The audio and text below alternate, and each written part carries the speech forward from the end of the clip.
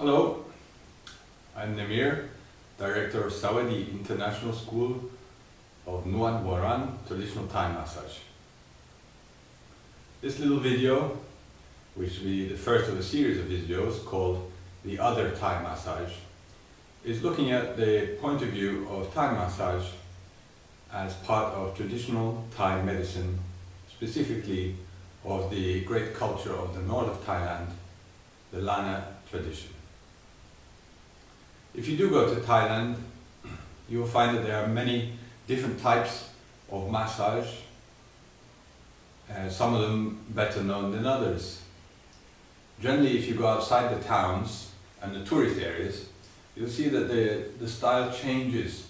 There's rather less of the rather beautiful looking, stretching, flowing, which has become very popular in the West as a kind of Hatha yoga kind of which is now actually called Thai yoga, and rather more of working on one particular part of the body to resolve particular issues. And if there is stretching, it's related to just that part. This is because the traditional Thai medicine has a very different concept of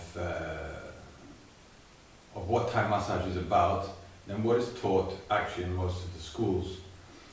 And what I'd like to concentrate is on the concept of pathways or channels of energy, which in Thai is given the name SEN. Now SEN means a way, a thread, a channel, a line, a direction.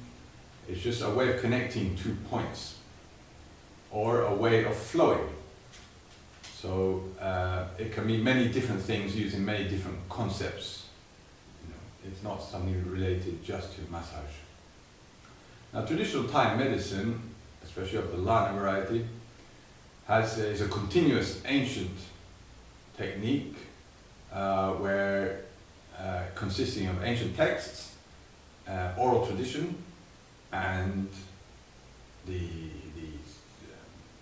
self-proving by each person of what the first two. So you have to be able to test it and feel it in your own self. Now, the concept of SEN, or lines of energy, is two great divisions in traditional medicine between the subtle energy, which is accessed through meditation mostly, and the gross energy, which one can access through stretching and through massage. The subtle energetic system has been favored much more by the government programs and the school curriculums which have come out with the government from government program system, and that is the 10 SEN, which anybody who studies Thai massage or read a book about Thai massage will be familiar. Ita, Pingala, Kalatari. And related to those are a series of indications of what they can treat. But if you do look at one book and another book, you'll find there are certain variations in the pathways of where they go. It's in any case not anywhere near as concise a system as the Chinese meridian system, which is followed by also shiatsu. But the basic concept is the same.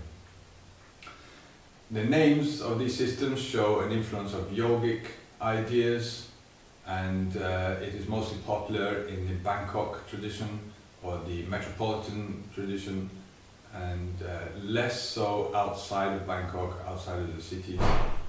And if you do ask people about them, then you will find it's just a kind of lip service or basic idea that some are related to eyes, some are ears, nose, and mostly the therapeutic aspects are related to points.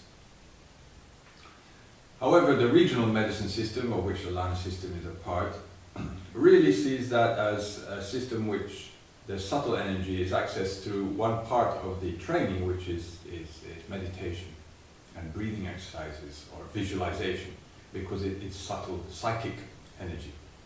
In massage, there's a whole different concept of SEN.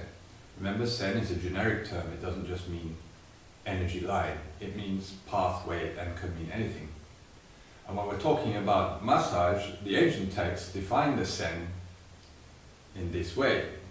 They are blood, nerve, tendon, and ligament. Blood, nerve, tendon, and ligament. So these are very clear anatomical descriptions which anybody can verify in their own experience. Now, and it also says that the position, where are they? Because, you know, subtle, we've all learned 10 sen go around the body doing different things. Where are the traditional sen according to Thai medicine? So, well, to be found, according to the text, between muscle and bone. So what we're talking about here are very many parts of the body which are able to transmit or act as conduits for energy, and energy is understood as that which creates movement, so, or is responsible for movement. So in the case of blood vessels, the blood transfers oxygen to the muscles, and the larger sen of the blood are located between the muscle and the bone. They're hidden, they're tucked away near the bone, the arteries, for example. The same is true of the nerves. The nerves transmit electrochemical energy from the brain into the muscles. So those one type of the sen, which are those that transfer the nerve and blood energy to and from muscles. They are fundamental for any kind of movement and for any kind of life.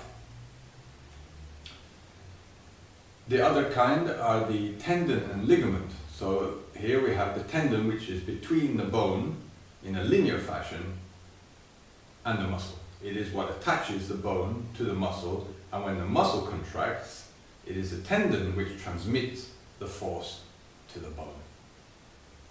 Now sometimes they are deep, other times they are very easily accessible, for example in and around the hand bones. These are sen.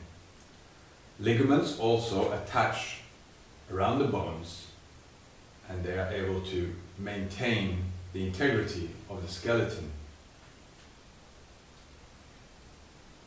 All of these are sen, and there are lots and lots of sen. Also, sen is the fascia, the investing fascia, which sometimes the muscles attach to. For example, down the front of the body, you also have the thin linea alba, the white band of fascia down the front. And behind that, you have the aorta, the very strong descending blood coming from the heart. Both of those are sen. What often has been taught in the schools, inside line 1, inside line 2, where we do go between muscles, they are access channels or access valleys or trenches where we can get into towards the sen. Sometimes they become congested and we have to clear them out. So the sen is not the actual space between the muscle and the bone, it's what is found lying there. So if you think of muscle and bone as physical structures, they're like a valley, and where's the space? At the bottom of the valley runs a river. So the river is the sen, the space, the channel, if you like, is what is called line 1, line 2. They are ways to get into and work the sen. Quite often, a lot of the work we do is around the sen, clearing congestion which builds up in the interstitial fluids and in the area between the structures of the body, between the muscle and the nerve, between the nerves and the blood, between the blood and the bones. So this is a very clear concept which is very different to the idea of psychic channels, which are similar to the Indian concept of nadis. The number 72,000, which is given for the number of sen, is a generic idea of meaning many, lots, all over the place. Some SEN can be very, very small. If you think of the little blood capillaries, they are also SEN. These are what we call, in general, the gross SEN. The major ones are these nerves, bloods, tendons, ligaments. Then they become finer and finer, because another concept of this SEN is the movement of hormones and electrochemicals, or sorry, peptides, chemicals inside the body as they travel around. You know, that is also a pathway which is actually invisible. It's not a path within a physical stable structure like a nerve or blood, but it's more self-directed floating, and they are also SEN, which are more difficult to access. We're talking about hormones, peptides, and such like. So these are two very different concepts of channels or pathways, and it's good to understand that SEN can mean many, many different things. Okay. Nearly all the schools have taught the psychic energy or the subtle energy system, because that has been favoured by the government, and that's fine, that's great. But the traditional medicine, which is a still alive, living tradition, has got a very different view of a much more physical reality based on anatomy, and that is what, according to traditional medicine, massage can affect. And the basic idea is to unblock the flow of wind, lung, which can be understood as the potential for movement. Thank you.